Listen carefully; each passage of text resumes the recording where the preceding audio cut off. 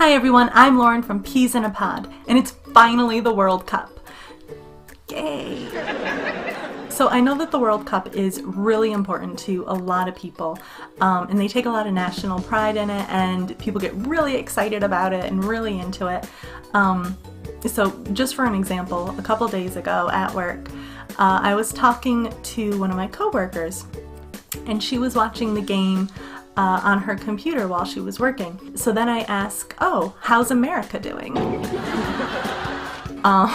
So that was a little bit awkward when she just kind of looked at me and was like, "Oh, America didn't make it."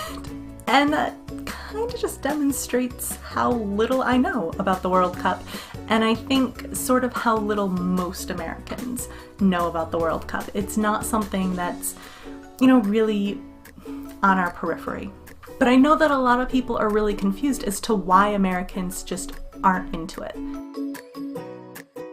Soccer really isn't an American-made sport. So what I mean by that is that Americans like to have a sense of ownership in the sports that are really big in our country. So baseball, football, basketball, these aren't sports that we necessarily invented, but they are sports that we've kind of modified into the modern version that they are now. And we don't really have that connection with soccer. Soccer came up completely independently of Americans. So there isn't that, that cultural connection. There isn't that history behind it. And I think that's part of the reason why Americans kind of feel disconnected from soccer in general. Soccer tends to be kind of slow.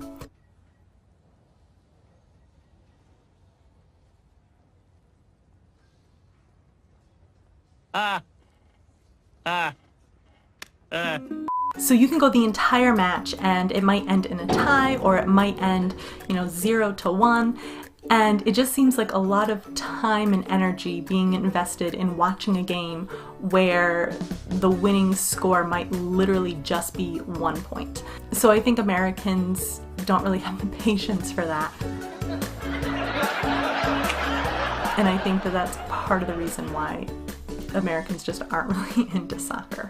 There aren't really any big American soccer stars. So, famous athletes like Babe Ruth or Michael Jordan.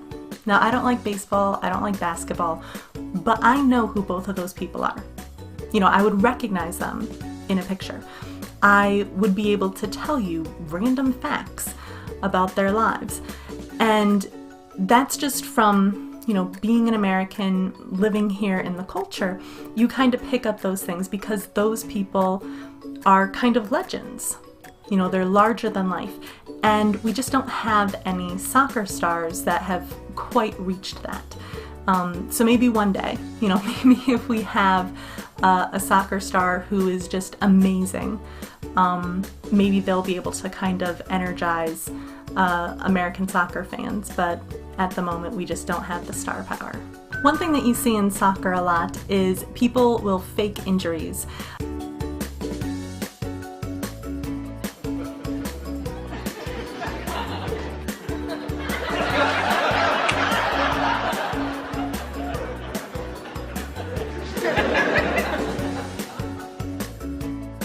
Faking injuries is something that I think doesn't really, I think a lot of Americans just don't like it.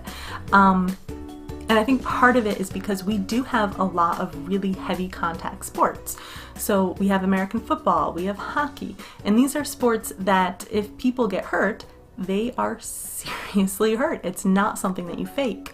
And I think that it annoys Americans when, the referee has to spend a lot of time and slow down the entire game because someone is faking an injury when in reality they're completely fine. A really big reason why Americans aren't into soccer is that we're not very good at it.